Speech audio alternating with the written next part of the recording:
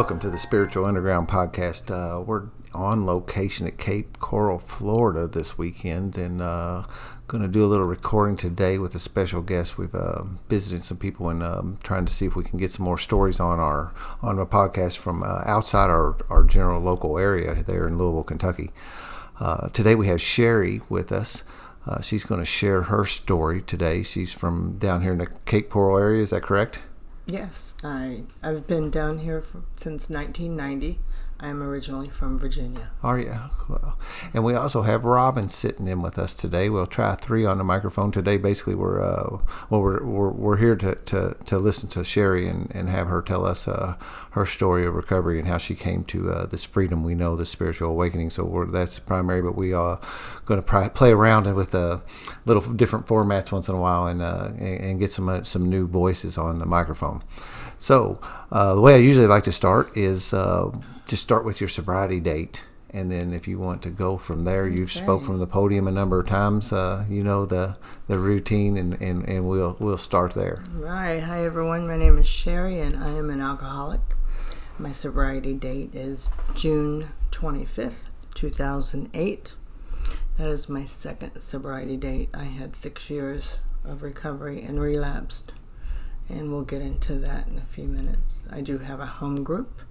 I have a sponsor who has a sponsor who has a sponsor. Between myself, my sponsor, my grand sponsor, and my great-grand sponsor, we have about 93 years of sobriety together. Wow. Nice. So it's my home group is very solid in serious recovery. It's a 12-step, 12 and 12 study, closed meeting, so... Right. Growing up, I have a brother who's 16 months older than me. I had a very normal childhood, and what was normal for me was at 6 years old making my father's cocktails. Mm-hmm. Don't all 6-year-olds make cocktails? And don't all fathers have a gun and a bottle of booze under the seat of their vehicle? Of course. That was normal for me. My father, he was an absentee father. He was not around much. He shot pool and stayed out carousing, and the women just flocked around him. My mom was the glue that held us together. And she believed at the time that the family should stay together, until we were older. She regrets that belief today. Mm-hmm. However, that's where seeds of codependency were planted in me. I started accepting unacceptable behavior in my life. My first drunk was age 12. I was in the hospital. The doctor tells my mom, "Ma'am, your daughter's drunk." I did all kinds of other substances. Smoked pot when I was 12. Did speed and acid at 14. Cocaine at 15. Freebasing cocaine up until 21. However, alcohol was always right present. There. It's what started. One drink and I'm out of control. I have no rational thinking, and I'm off to the races. There's no stopping me. And I realize now at age 21 I was full-blown alcoholic and addict. My first DUI was... Well, let's go back. At age 17 was my first alcohol-related car accident, and I did a lot of damage. Then 18 was my first DUI. And back then in the 70s, the magistrate brought me home. Went before the magistrate, and he said, "Okay, lay down and sober up for an hour. I'll give you a ride home." And he did. It was just a DUI without a wreck or anything like that. Yeah. So it was just a pullover. That was my first DUI. And then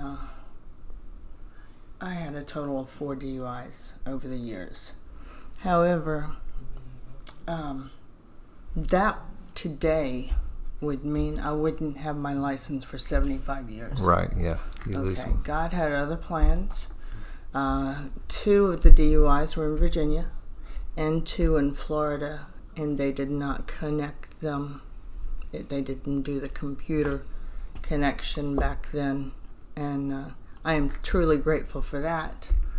God does for us what we can't do for ourselves. But he knew what was in the future.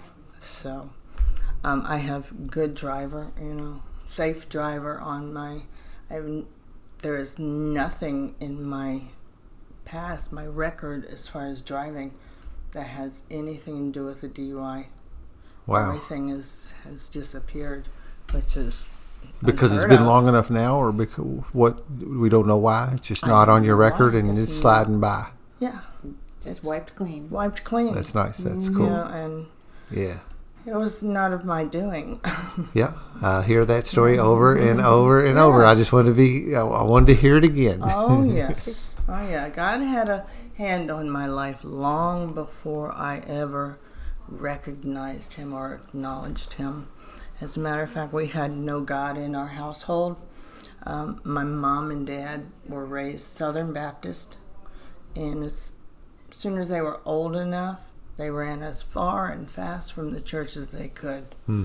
And to be honest, that fire and brimstone and hell and damnation didn't appeal to me either. So we just lived our life, went to weddings and funerals. But my mom finally left my father. I was 16, my brother was 17, and he took it very hard. My brother, I was like all for it. It was like, thank you. He did not deserve you. Yeah. And even though I loved my dad, I, let him do his thing without us. So, my mom always thought I wasn't that bad. Anything I did, well, she's not that bad. Well, I got really bad. I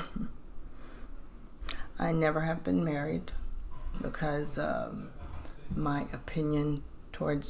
general opinion of men has been altered by my father's actions, and I've never met a faithful man. My dad had the trophy family without strings attached, and I started working in an upscale country club in Virginia, and I started dating all of the millionaire men, married or not. It was like, I'm just going to have my fun and send them on their way. I would never step over that boundary today, ever again. That's where my morals and values went in the toilet. One wife had my phone number just in case there was an emergency with the daughters. And that's so she insane. knew how to contact you in case. That's insane. Yeah, really. So, it's strange. How can I have a secure, solid, trusting relationship with a man who's cheating on his wife? Right. So, like I said, I would not step over that boundary today. I did move to Florida with a man who left his wife for me. He was an ex-pro football player, quarterback, very popular back in the day. He was 25 years older than me. And we used to go to quarterback legends events and, all kinds of activities. I rubbed elbows from Y.A. Tittle to Earl Morrill to Johnny U to Dan Pastorini. Norm played, he started back with Sonny Jurgensen back in the day where they wore leather helmets. Oh, wow. So he's had some horrible injuries, and I was okay knowing one day I would be having to take care of him. I was okay with that. However, we never married because I loved my booze more than him. And so my alcoholism got so out of control, he strayed. Which, it was his track record anyway. Even though I do believe to own my part, clean my part of the street, my alcoholism chased him away. But when it happened, it was like, oh, wonderful, I have free reign, I had an apartment, a new car, insurance, everything, and a mover within 2 days. Oh, yeah. And I was, out of there. But this was a gated community, and I ended up moving across the street into an apartment complex, which I spent the next 8 years. So he was history, and I was working at a country club on Marco Island. Wonderful place. I had benefits, good money. I mean, you're talking making $300 a day. And I was trained in 6 different areas of the hotel and the resort, on the beach, the tiki, you name it. So wherever I was needed, I was doing cocaine at the time. So you got there fast. Yeah. Whatever needed to be done got done quickly. I made Employee of the Month after 2 months of being in this major resort, which is unheard of. And that was because I could go in at 5:30 in the morning and work till midnight and do it all over again. And when I first moved to Florida, it's like, my gosh, I've never met such lazy people in my life. Everyone was, on retirement time.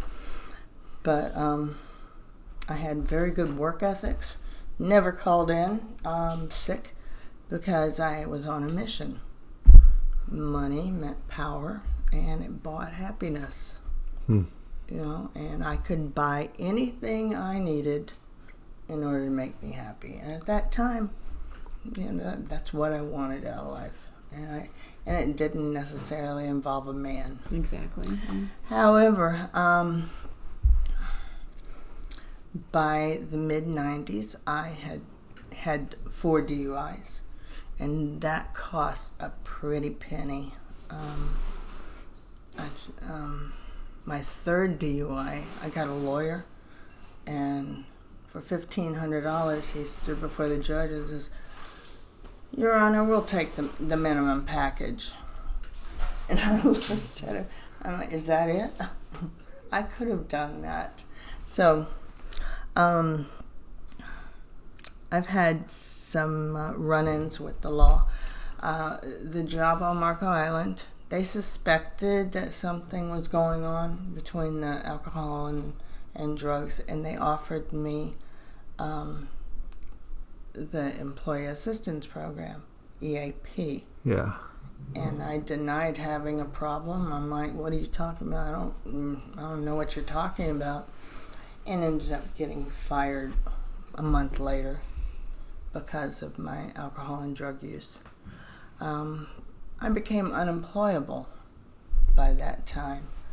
And I hooked up with a guy, and I'll just refer to him as the guy.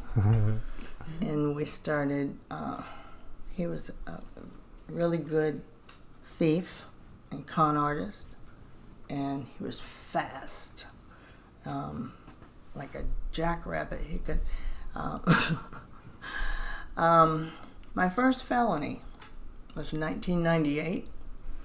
The guy, he was being questioned, and they put him in the back of a police car just for questioning. He wasn't arrested. He wasn't handcuffed. And I walked by the car, and he points, and I open the handle and keep on going. And he got out and was gone in a flash. Well, police they don't like that. Yeah. No, they don't. And there was no catching him. He got away, but a policeman came to my door and picked me up by my shirt, and I went airborne.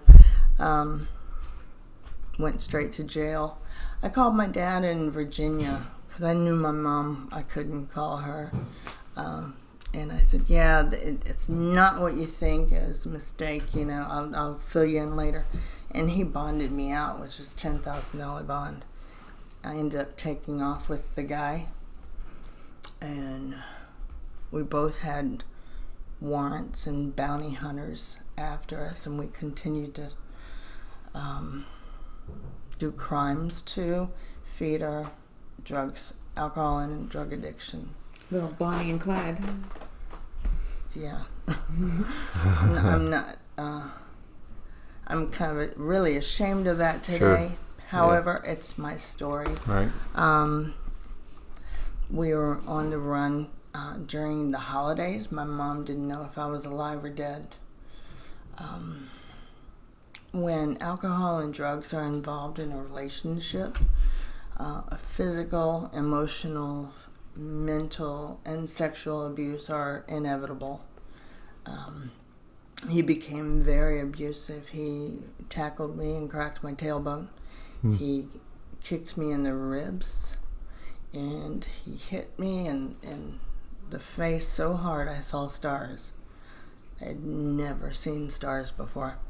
And I just saw it, spiraling down to where I wasn't going to make it out of this relationship eventually. I was on a deflated air mattress down in a dank apartment in Fort Myers, Florida. And I was alone. It was in January after the holidays. And I just lifted my arms, stretched out my arms, and looked up. I said, help me or I'm going to die.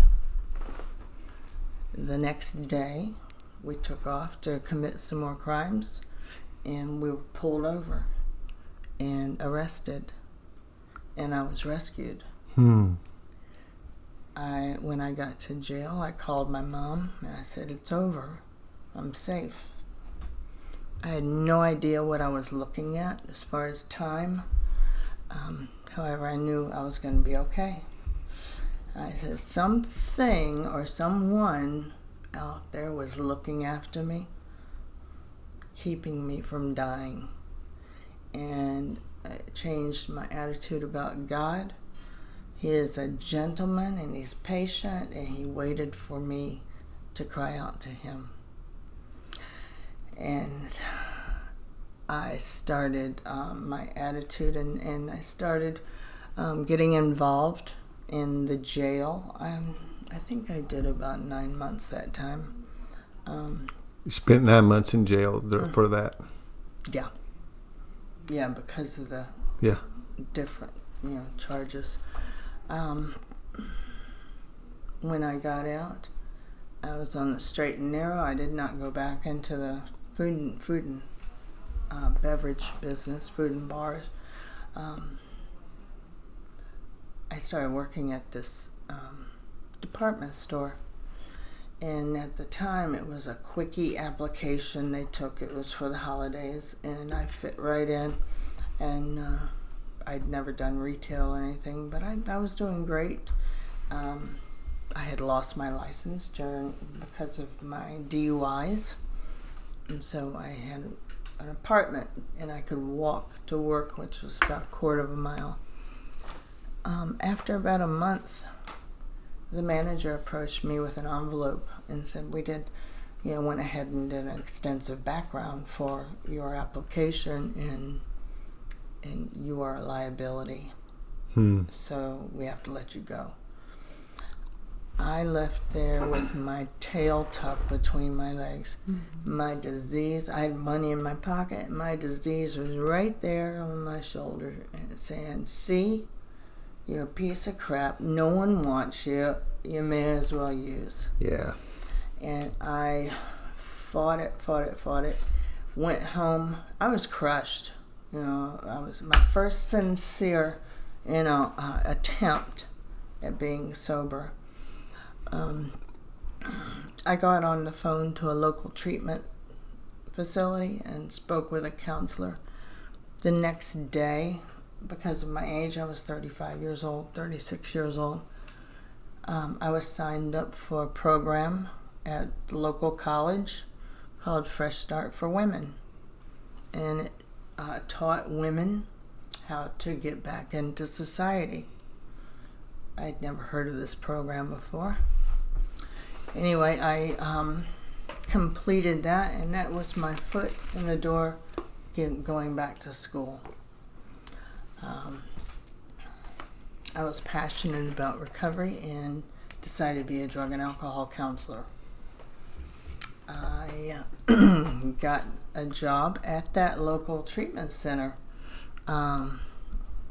where the counselor was on the phone with me. And I became a counselor there, and I loved my position. I loved the clients. I was known as the counselor who cared. The establishment just wanted to herd them in, herd them out. It was a business because, the percentage of success is very low. Very low. However, the few success stories are priceless. Right. I've seen a lot of death, and I've seen families restored. So you get a little bit of everything. However, I was really emotionally involved. It seemed like I wanted their recovery more than they did. Yeah. And that doesn't work. And I was a workaholic. I was working 60 hours a week with being paid only 40. Seems to be another common denominator with us. Oh, yeah. I stopped going to meetings because I was busy. I had to be at work. I had to be there. I was responsible. Stopped calling my sponsor. Stopped working the steps. And it was just a matter of time before my world came crashing in. And I had gone to a retreat and got home about 11 o'clock in the evening and found my cat, my pride and joy, he was like my child, unexpectedly dead. Oh, wow. And I can't describe the pain. I never liked cats, and I rescued this one, and I could ride him on my bike, and the basket would go, let's go to Uncle Jose's house, and he was I trained him just like a dog, and he was super smart. Had him in a commercial one time. Really? Anyway, I found him, and I was crushed. I didn't reach out to anyone. Didn't let anyone know what I was going through. And that is where I relapsed mentally. And I started acting out sexually after being celibate for 8 years. And anything to try to kill the pain, but it didn't work. I graduated with my 3rd degree in May of 2006. And within a week, I was in full-blown addiction and alcoholism again. And my disease picked up exactly where I left off in 1998. I started living a double life. I was still a counselor. I was still involved in the church. I had a halfway house at this time.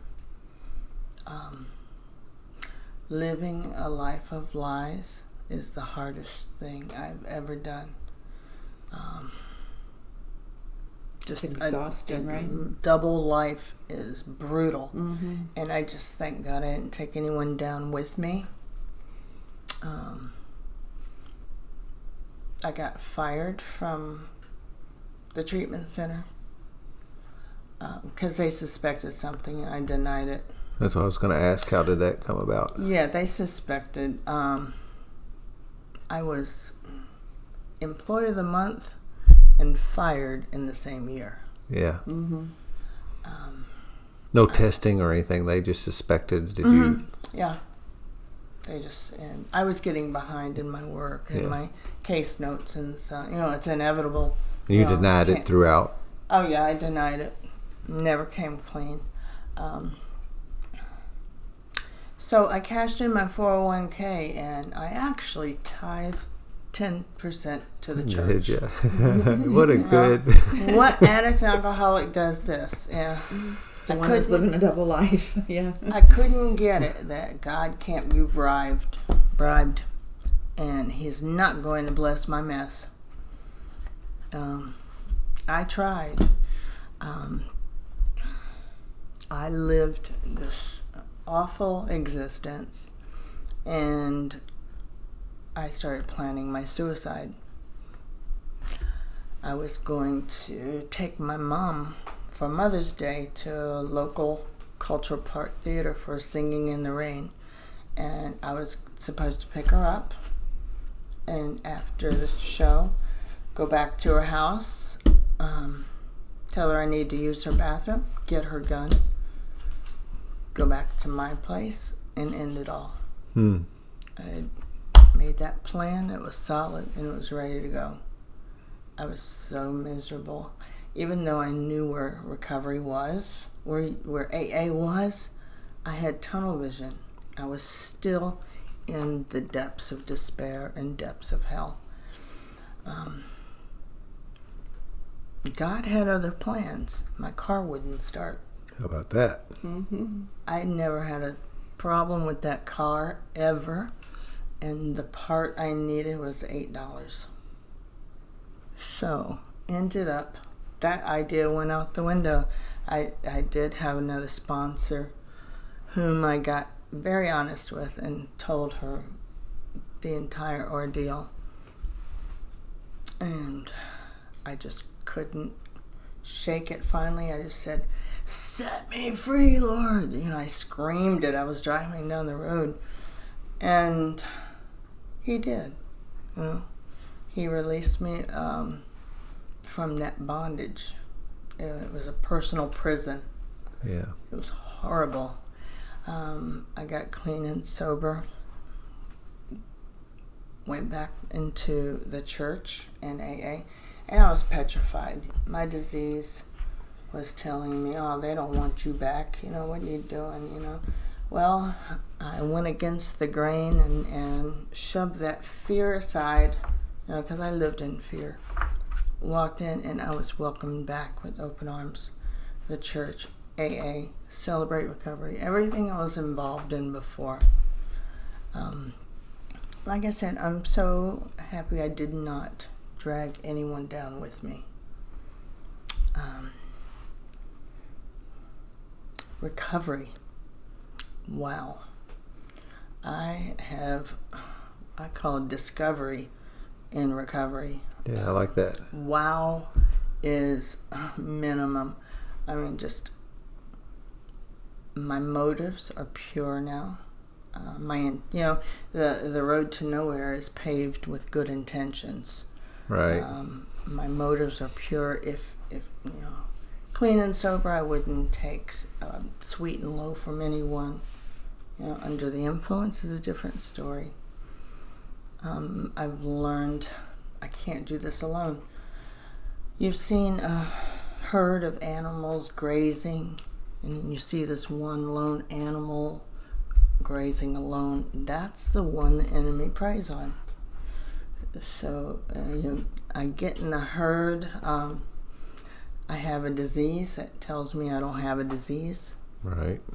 And this is my medicine. It's in remission now. And if I continue to work with my sponsor, work with others, service work, and share what's going on in my life. I do a lot of service work today. I sponsor. I'm very active in my home group. There was an intergroup. It's a little AA store in Fort Myers. I volunteer there. I'm on the 12-step call list. They could call me anytime, day or night. Fantastic. And I could go and pick someone up. I am going to start a jail ministry starting the first Saturday of the month. And every month we're taking recovery into the jails, music, and testimony. We just want people to know we are there for them when they get out. Yeah. And, the big factor of success and failures, who is going to pick you up from jail? Because I've seen people hide before they got to the stop sign. And that's a huge, huge factor. I never thought about that. Yeah. It is. Who is picking you up? Exactly. Wow. And I ask people that all the time when I speak, and their treatment, they call it the druggy buggy, brings treatment people from treatment to the meetings. That's a new term too. I like that too. To the meetings. The druggy buggy. I'm going to steal that one. I address them that way. Who is picking you up from rehab? Right. So I live my life around recovery today. My brother is in recovery. The older brother you spoke of earlier? My older brother. So my mom is batting 1,000. Mm-hmm. He has almost 19 years of sobriety now. Nice. And is he here? Yes, he is in Florida. He started working for the church full-time, running the Celebrate Recovery program and all the recovery ministries. However, he got burned out. I got burned out myself because I was in so many different areas, and they will let you. Yeah. Yes, they will. So I burned out. I couldn't say no, and then I just walked away. Yeah. So I just basically stuck with AA and attended church. So recently, I didn't have a very good 2018 health-wise. I had thyroid cancer. Oh, wow. And had that removed. And then I had an awful gastro problem. I was hospitalized 4 times in the year. The first 90 days, the first 3 months of the year, I missed 45 days of work because of this going on. I tested negative to everything. Everything. Fantastic. They did all kinds of scopes and prodding and poking and everything and could not find a thing. They did MRIs, CAT scans. They tested every single thing. So you were feeling terrible, but they couldn't find out what was wrong? I misunderstood. Right. Okay. Right. I had uncontrollable bathroom issues, and I had no control, no prediction. I couldn't predict it, couldn't control it, and so that left me a prisoner in my own home, right, basically. Yeah. And I kept thanking God. I knew there was healing somewhere, and I felt like Job. Job was afflicted with the boils, and all of his wealth was taken from him and just stripped him trial bare. After trial after trial. And his kids were killed, and his wife even said, "Why don't you just curse God and die?" And he said, "No," and I refused to do that. I just kept God in the forefront and believed for healing, and the healing was just so miraculous. And you'd think after 15 doctors someone would know this. A PA suggested that I take acidophilus, which is a type of probiotic. But it's a very, very good one. Yeah. Mm-hmm. And I started taking that 3 times a day, and every symptom disappeared. Wow, simple solution. Simple. Yeah. Everything is a simple solution. Mm-hmm. So I'm in full gear, back involved in Choose Recovery at the church. I'm just active again. I feel alive again because I was in another bondage of sickness. And there was, I couldn't see when this is going to end, and had some embarrassing situations in public. Yeah, I would imagine. That I just had no control of. But that's all over, and life is messy. Life sucks. Can. But that's life. The ups, the downs, the victories, and working the steps, I have stopped being a victim. I choose victory, because it's easy to fall back into that mentality. However, staying in the fold, staying in recovery, planning my day around my meetings, not my meetings around my day. Yeah. And just doing everything I can. I've done GSR work. I've done so many positions, so many different levels of service, and I'm not burned out. I just do what comes natural, and I have God. God has my back. I start my day with prayer, meditation. I have my reading. I read the big book, and I read the Bible, which is the big book. My daily devotions, and it feeds me. It feeds my soul, gets me grounded, so I don't go out there and drive like a maniac, right, and act like a jerk in public, to a poor cashier or whatever. I have patience, and people say, "Oh, you got the patience of Job." I forgot where I went, and they said, "Oh, it's going to take 5 hours for your car to be fixed." I'm like, okay. It's called acceptance today. I can't change situations around me, so I can accept it and get on with life, enjoy life. Life is hard.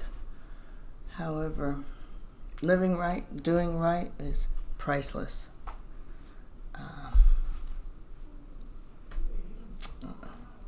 I've changed everything. You have to change your people, places, things, your playground, your playmates.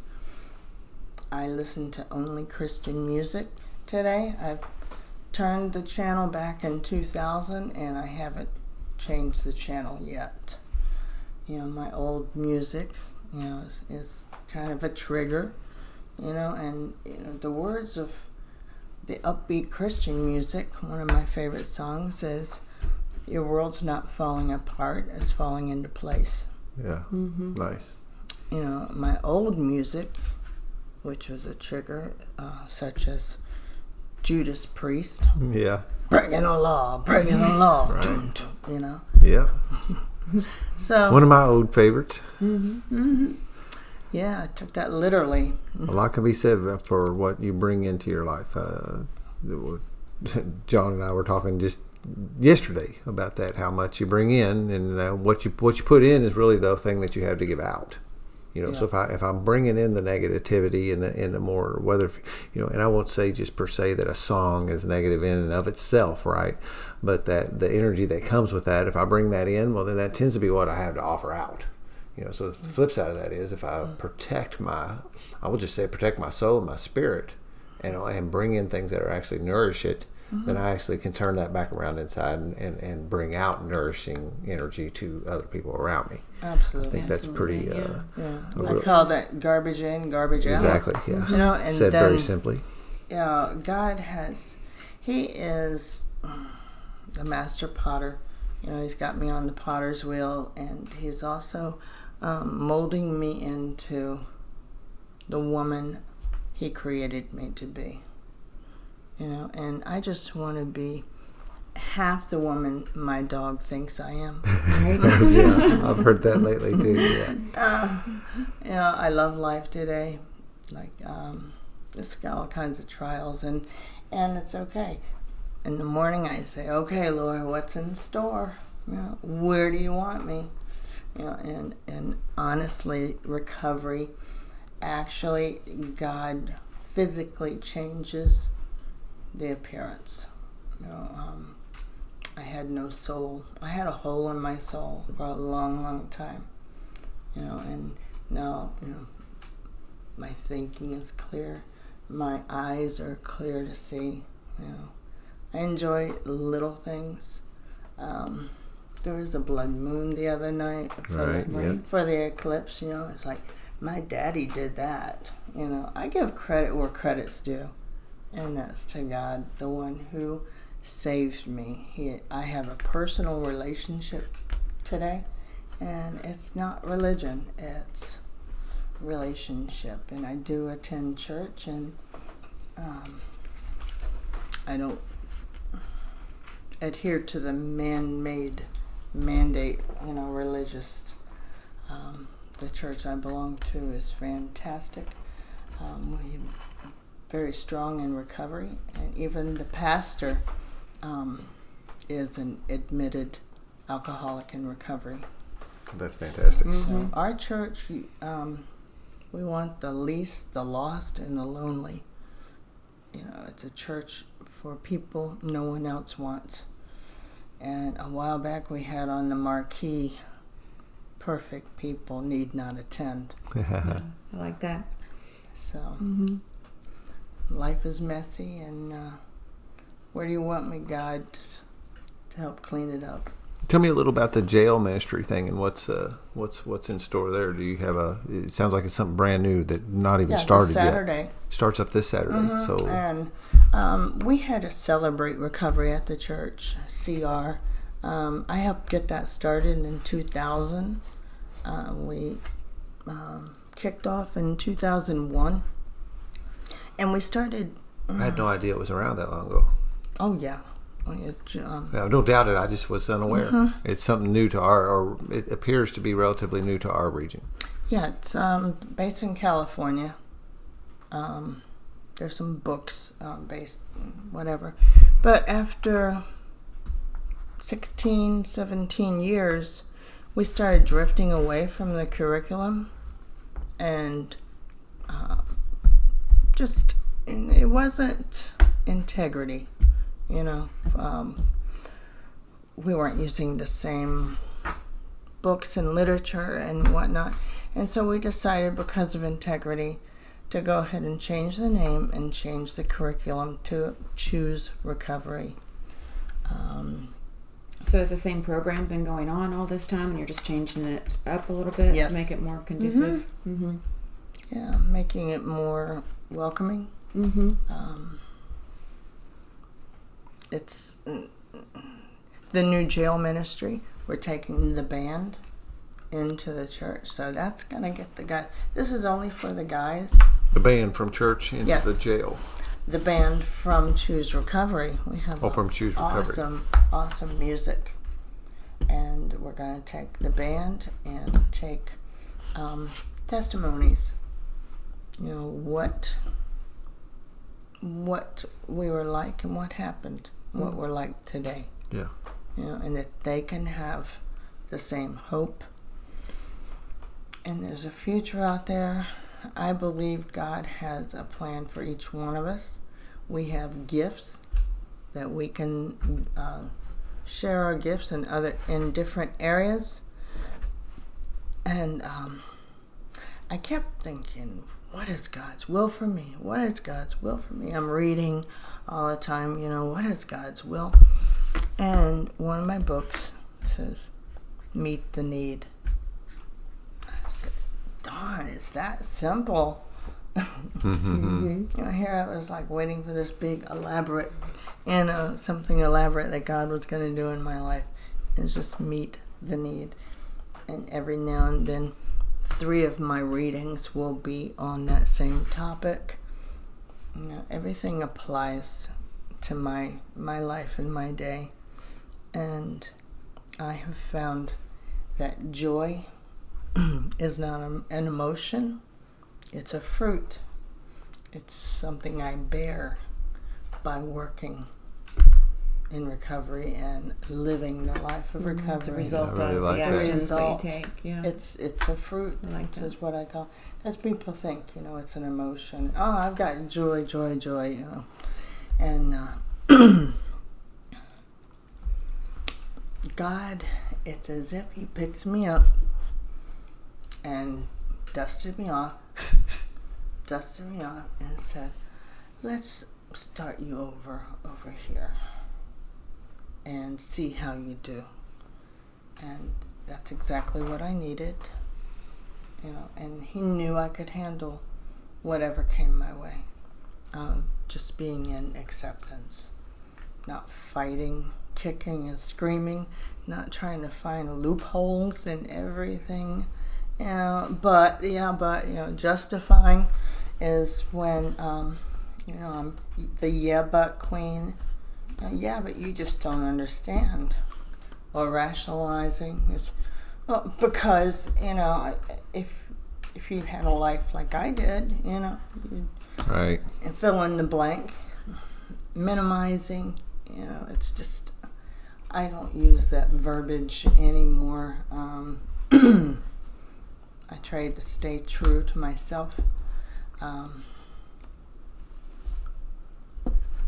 try not to brag too much. When I brag, I might exaggerate a little too much, so I try to keep it down to earth, even though I do brag about what God does in my life.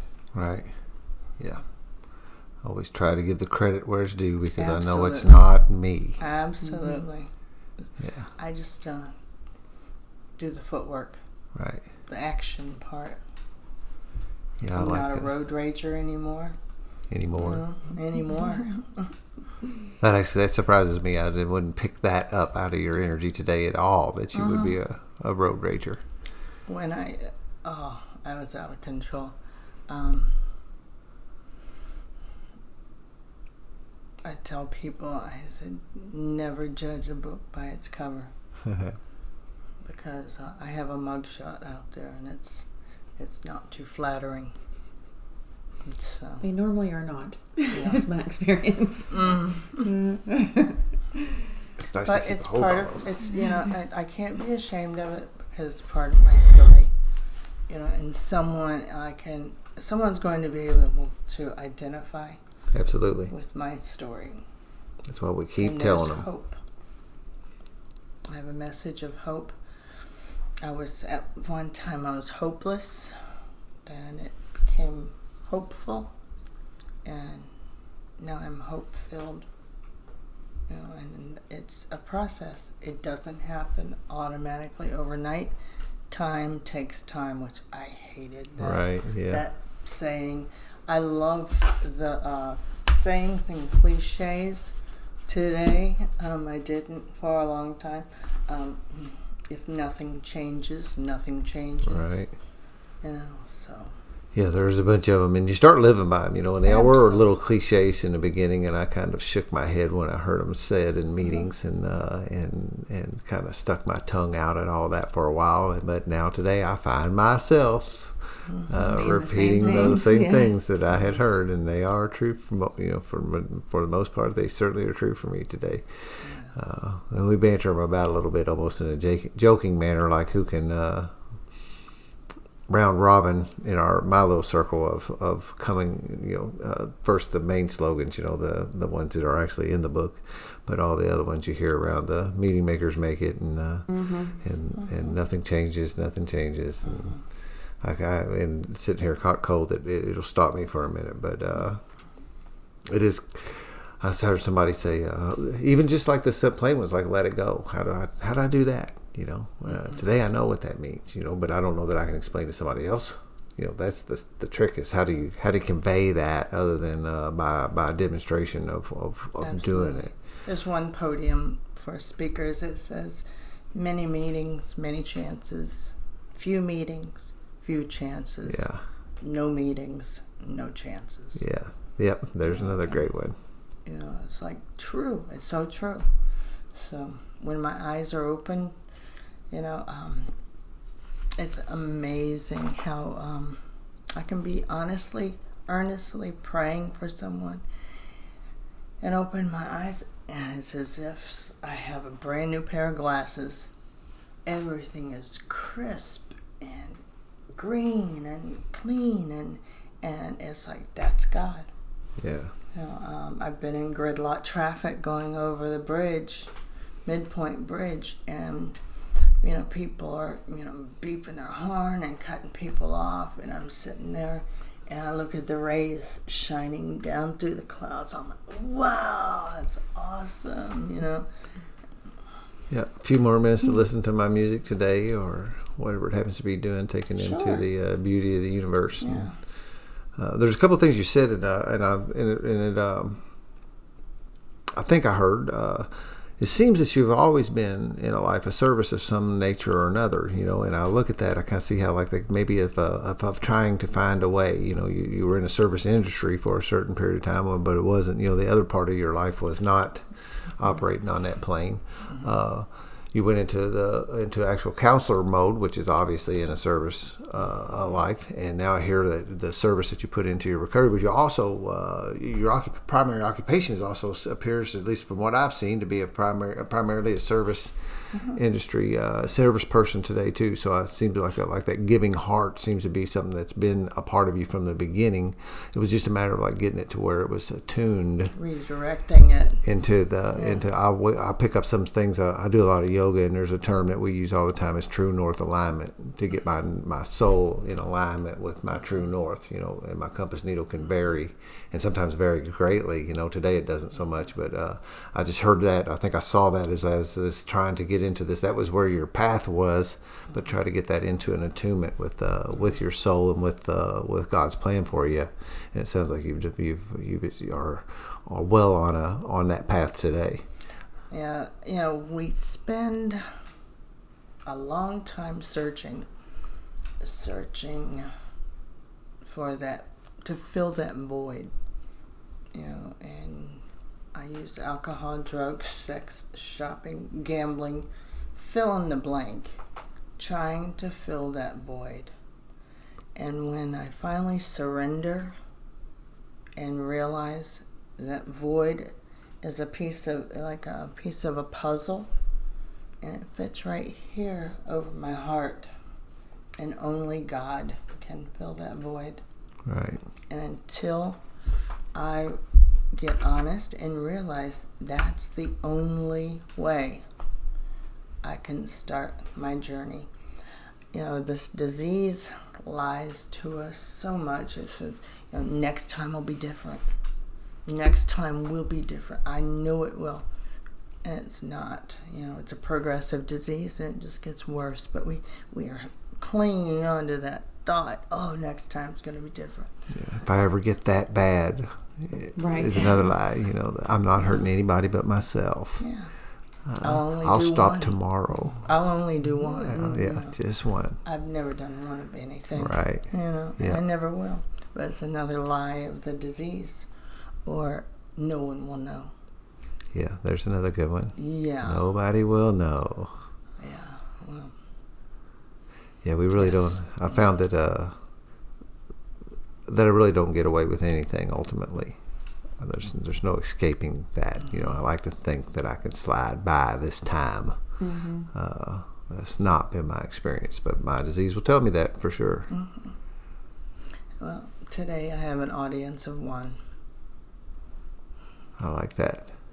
The Lord, my Savior, Jesus Christ. I am not ashamed. Yeah. And whatever He has in store, He'll put me in that place. He has put me in so many different places. Integrity I love, which is honesty that cannot be seen. Yeah. Mm-hmm. What are you doing when people aren't looking? Mm-hmm. Mm-hmm. Yeah. Mm-hmm. I love it. I can trust myself today to be in any situation. I don't go to bars.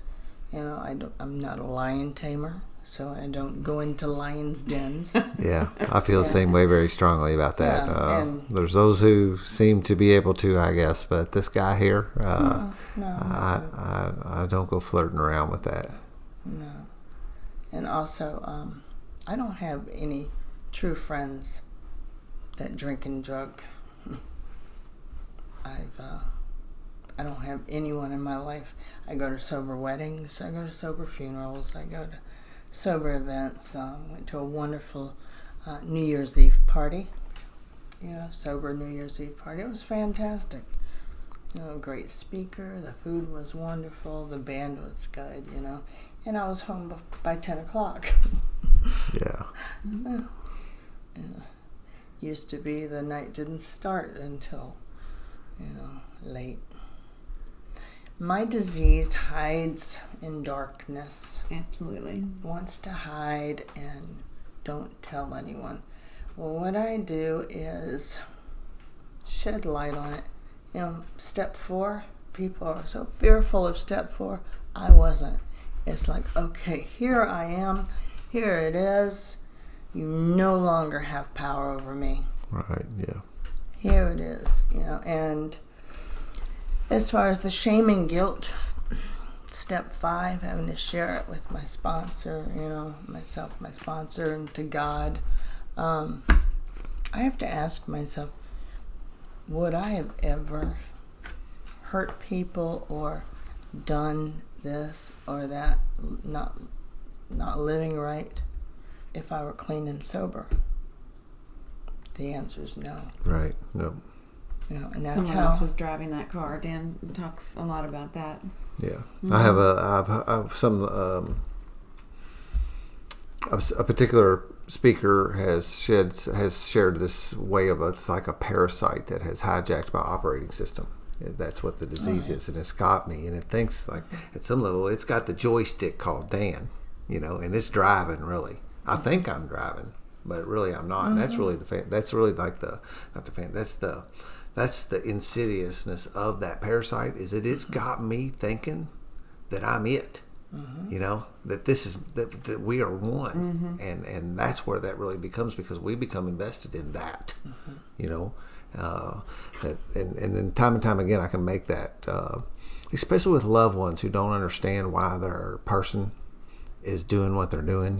They think that they're choosing to do this, and I think that parasite theory, and there actually is some we can go there, but there's actually some proof in nature of some real parasites that actually do hijack certain toxoplasmosis that gets in cats. It's one of them. It only complete its life cycle in the stomach of a cat, but it is only found in the brains of a rodent like a mouse or a rat. And it will take that rat and make that rat not fearful of a feline anymore when it takes over, so that it can make its way into the life cycle, into that cat's belly in order to complete its life cycle. There's a couple other examples I have. That's the way I look at this disease too. When we say in here that it wants us dead, but it'll settle for us drunk, right? That's another one of the things we hear, and that is it's wanting to kill us. It really is. That is its end. That's its goal. That's its goal, and that's this parasite's goal, is to get in and hijack my operating system and take me there. I've been able to make some breakthroughs with that metaphor with other people, and how that especially with loved ones, like I said, that don't understand why their loved one is doing such destructive things, just bent on chaos. It's a shame. Family members, they personalize everything, right? And think, why is she doing this to me? And I've had to teach my mom about addiction, and just let her know that it had nothing to do with her.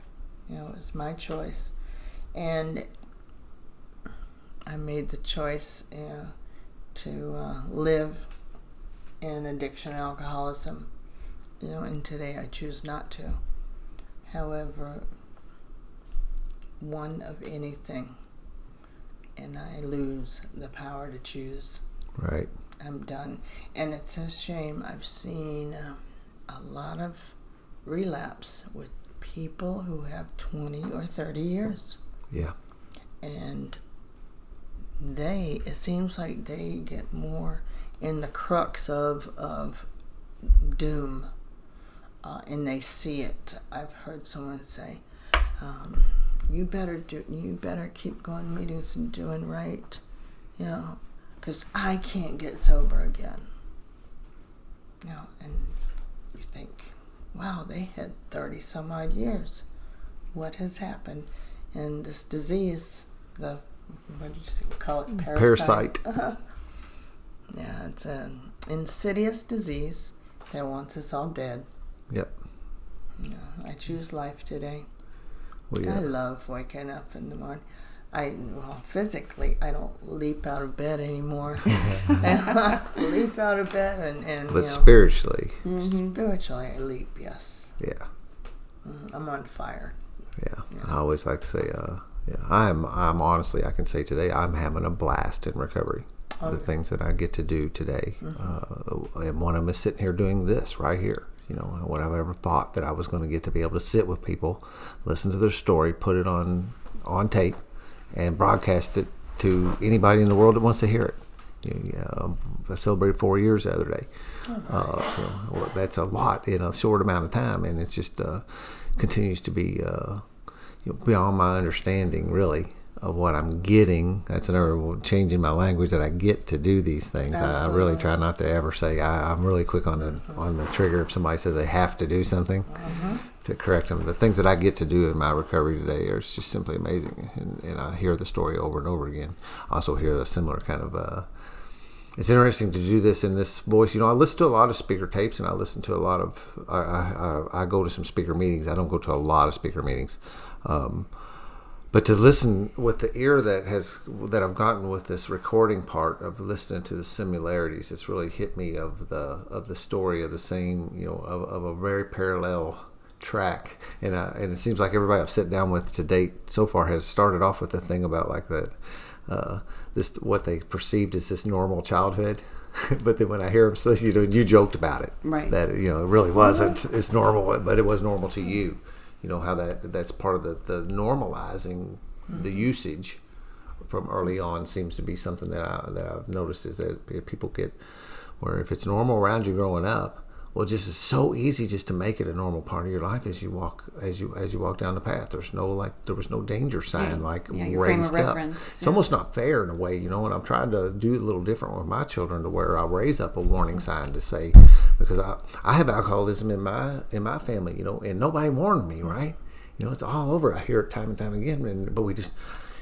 We don't talk about Uncle Larry. We don't talk about Dad's thing. Exactly. We don't. We keep all that hush hush. And instead of bringing an awareness up to go to talk to my kids and say, look, there's a really good chance. There's almost zero chance you're going to escape an opportunity to try these substances. Well, the thing is, it's like a Russian roulette almost. Whether you're going to have to make some choices of whether if you're going to go down this path and know. Robin had asked me today what my kids know about my story, and my answer was everything.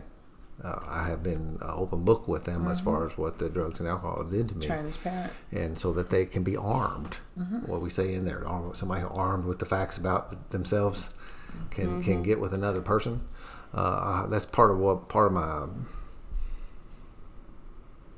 of my mission and objective today is to hopefully be a person who is harming others to the level that I can possibly do with this podcast, is some of it by you sharing your story in it, to continue this increased awareness. There has been a bigger increase in awareness of what drugs and alcohol do, because of this opioid perceived opioid epidemic. I will bring up the fact that there's a whole lot more people dying from alcohol and tobacco every year than opioids, and it's not getting the attention that it does. Old news, I guess. But I feel as if I have a hedge of protection around me. Right, safe and protected. And only one decision will get me out of that protection. I still get thoughts, but it's what I do with those thoughts. A thought only lasts 15 seconds, if that. I'm watching TV, eating a bowl of ice cream, and all of a sudden, bing! There's a liquor store right over there. And I'm like, yeah, right. And keep on eating my ice cream. If I entertain the thought, it turns into a desire, then a craving, then an obsession, and then I'm the good alcoholic and addict I am, I'm going to act on it. So if I can squash those thoughts immediately, I'm safe. And a big tool that I use, if I have to drive through some pretty bad areas to get to meetings sometimes, and every now and then a fleeting thought, and I say, thank you, Jesus, I no longer do that. Yeah. That is a huge tool that works. It immediately squashes anything.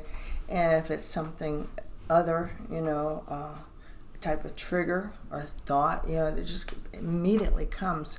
It's like, help me, Lord. And when I cry out, He answers. And all of a sudden, the whole thought process will change, and I'm on a different road. Yeah. So life is, this wonderful life of recovery, as long as we use the tools that have been freely given to us, we can carry the message to others so they can live free and victory as well. Yeah, those tools are that part of that you said earlier, that's shedding the light on it. If I stay quiet and I tuck it in my pocket, it becomes a very dangerous thing.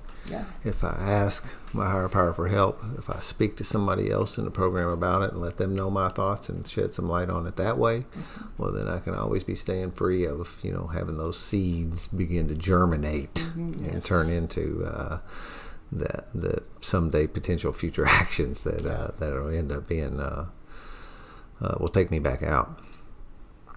Do you have any questions? Do you have any more you want?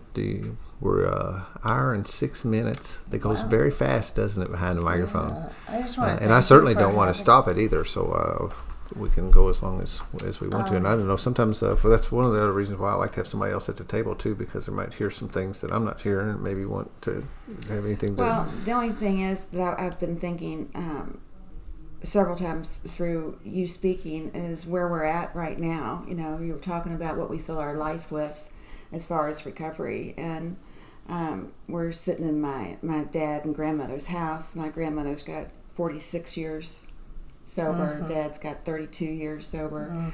I'm sober, and you spend a good part of your time here in this house doing service work, really, helping grandma out and dad.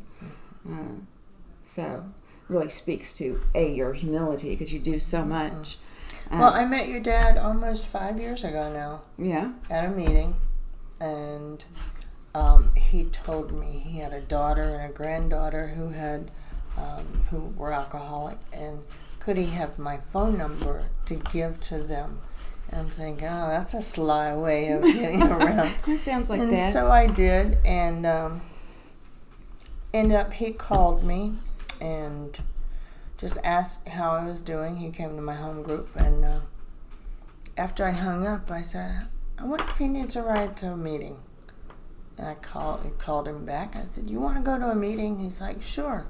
That started a wonderful friendship, blossomed into a wonderful opportunity, and now I work for the entire family. Yeah. Right. And you're in a recovery house, really. Yeah. And I trust myself. They trust me, and there are no questions asked. Yeah. Yeah, it was I did smile as I walked in the house for the first time and looked on the coffee table, and on the top of the coffee table stands a prominent, large print big book. Very large I got print. your dad that book. Yeah, that's a you've walked into a warm atmosphere when that's one of the first things that caught my eye as I came in. That's really cool. Yeah. There's a picture of your grandma and me. We were all at the gratitude dinner. She went, and we had a great time, but it was just a little too late for her to be out. Yeah. So yeah. Your grandma, I introduced them to the church that I go to, and they love it. Jane, the grandmother, joined the church when she was 93. It's She's going to be 96 in February. a couple weeks, a Yeah. week. February 8th. Yeah. Yeah. Mm-hmm. So life is Good work. Life is Yeah. great. It really is. Well, great. I really appreciate this sitting you down so with much me for this down having here. me. Yeah, we Really appreciate it. it's I'm trying to collect content to keep this thing going, and it already is going surprisingly well. I know that that true north alignment, that compass needle feels like it's in the direction that it needs to be here, and things are working out well. And I like being able to have these opportunities. Tells me that, right? It's kind of, we kind of say, a higher power attaboy. If people weren't making themselves available, if the universe, God, wasn't making that happen, well, then I would know that maybe this wasn't the path. But You're in the flow. It keeps on, I'm in the flow, and it keeps on happening. So thank you once again. Thank you, Robin, for sitting in. Thank you for having making me. the opportunity to come down here. I'll do just a little closing talk, because we do have spiritualunderground.org is where you can find show notes for the show, and you can also find links to the episodes there, and a little bit more about the guests, in case you're wanting to look there. Once again, that's spiritualunderground.org.